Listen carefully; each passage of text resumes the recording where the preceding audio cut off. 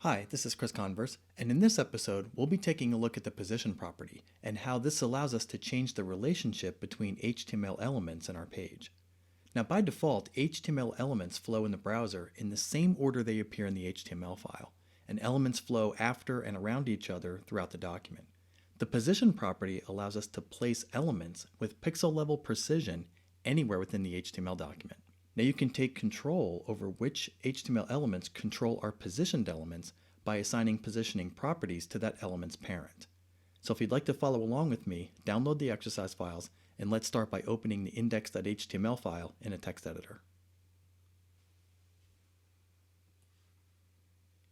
So here in the HTML file, you'll see that we have a partial layout set up.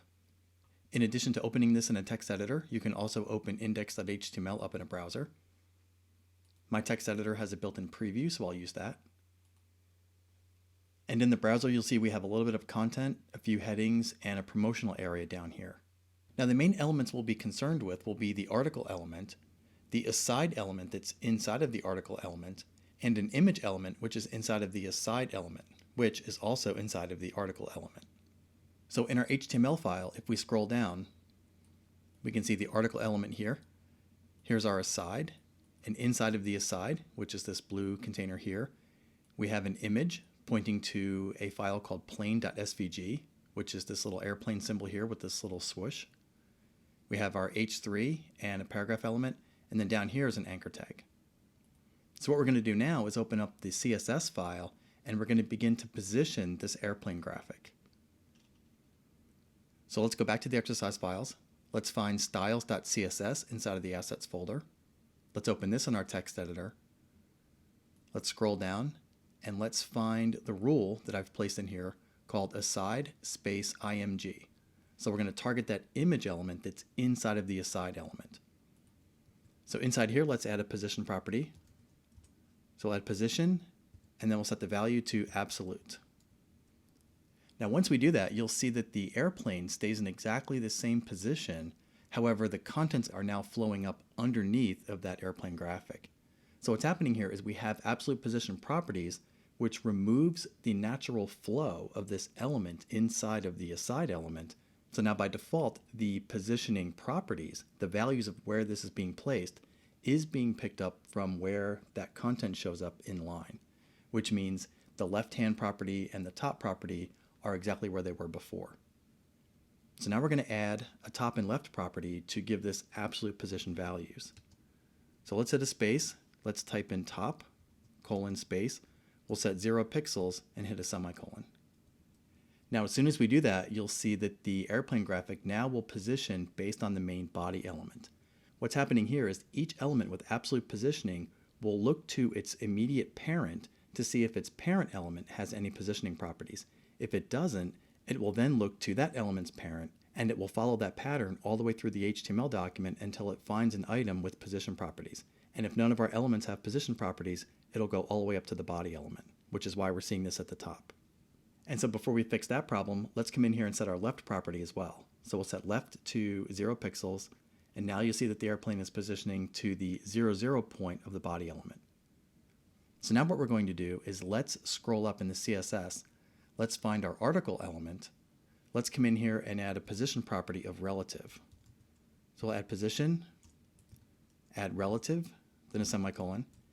And now we'll see that that airplane graphic is now positioning in relation to the article element. So position relative tells the browser that that particular object, this article element, does not have any absolute positioning properties, so it should still fall in the regular flow of the HTML. However, any elements inside the article element, which include this image, should be positioned in relation to this item. So inside of the article element, let's come in here. Let's copy position relative. Let's scroll down and find the aside. Let's paste that property into the aside as well.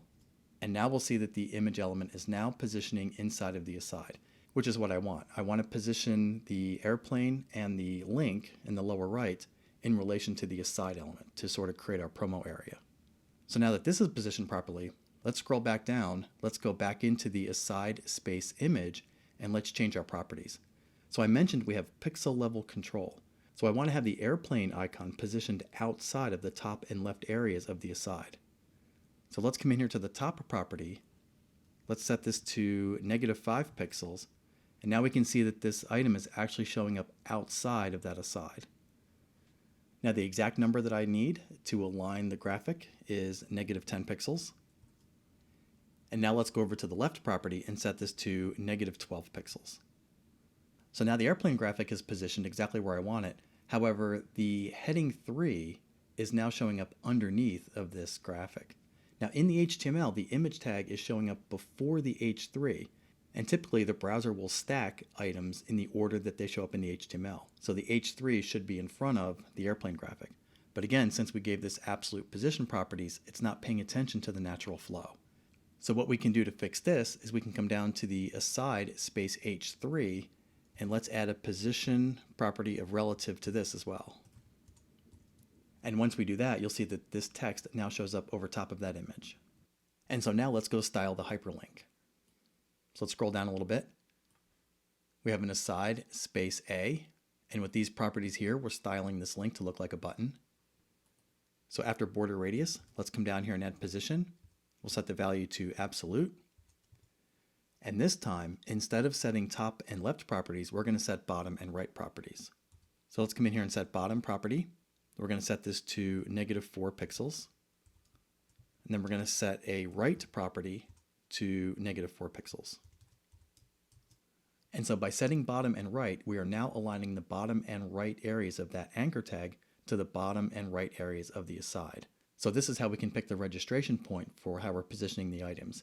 So typically you'll either set top or bottom and right or left when you position items. So now that we have the layout working inside of the aside element, let's position the entire aside inside of the article. So let's scroll up. Let's find the aside. Let's come in here and change position relative to absolute. Next line, let's set a top property. We'll set this to 65 pixels, then a space, then we'll set a right property of 25 pixels. That's going to position the aside over here to the right. Now, in order to keep the text from overlapping this content, let's come up here to the article element. Let's come in and change the padding right property to 260 pixels. So now if I was to come in here and resize the browser, the text will never get within 260 pixels of the right-hand side of the article, always giving us room for the absolute positioned aside. Now to quickly take a look at what fixed positioning will do, let's come down to the aside and let's change the position from absolute to fixed. So what this is going to do is make that positioned item fixed to the browser window, even if we have content to scroll. So to demonstrate this, I'll come in here and decrease the height of the browser. And if I come in here and scroll, you'll notice that the aside now sticks based on the browser's viewport instead of paying attention to any of the parent items which have position properties.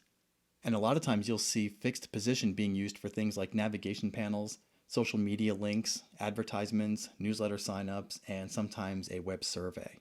And they do this so that the content is always showing up on the screen. So let me increase my browser back to the full height here. Let's come into the aside and let's set this back to absolute.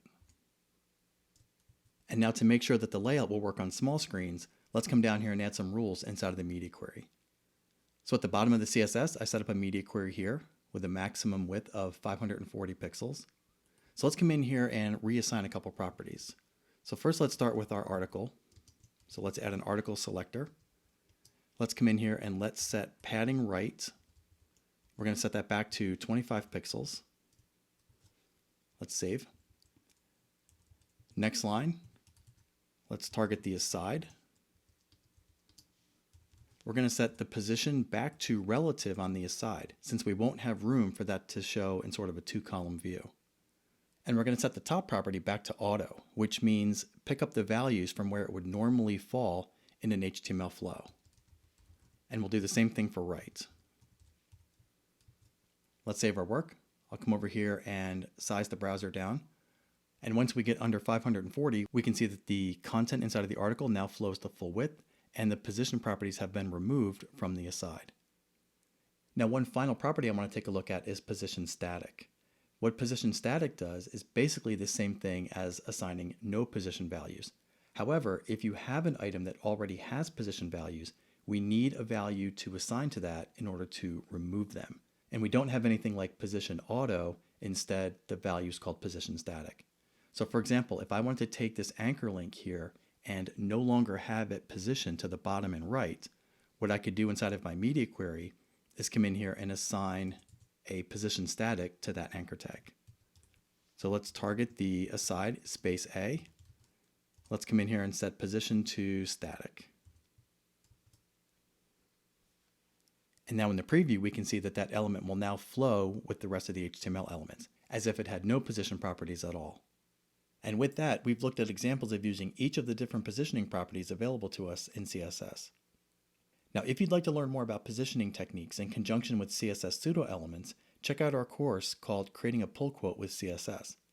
And if you want to dive deeper into creating advertisements with HTML5, which rely heavily on CSS positioning, check out Chapter 1 of our course on creating an HTML5 banner ad with GreenSock. And so that concludes our brief look at CSS positioning. And, as always, thanks for watching.